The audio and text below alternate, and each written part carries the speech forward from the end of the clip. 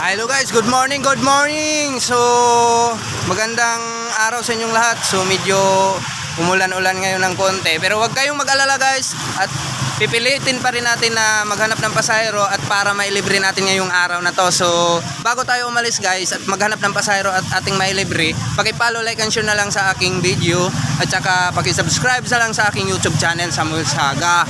Kaya ano pa inaantay nyo guys? Tara na! Hello po, te. Good morning. So, anong masasabi mo sa Samuel Saga Vlogs na kayo po ay nililibre ng pamasahin niya ngayong araw na to? Maraming salamat po kasi nilibre niya ako. Malaking bagay din po na nilibre niya ako kasi imbes na yung pamasahe ko, ano na lang, pang ulam, bili ng ulam.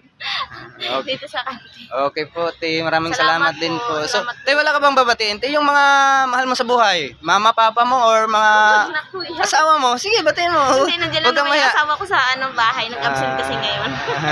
Okay po. Sige po, So, kuya. sige, te. Anong pangalan mo, te? Rubilin Absalon po. Okay po. So, Salamat kuya. sige, salamat din, te. So ayun guys, muli na naman tayo nakahanap ng pasahero ngayong araw na to na ating nailibre. So abang-abangan nyo lang ako dito sa West Fairview, Quezon City guys. At baka isa po kayo na aking mailibre na pamasahe. Kaya hanggang dito na lang yung video ko guys. Maraming salamat sa inyong lahat.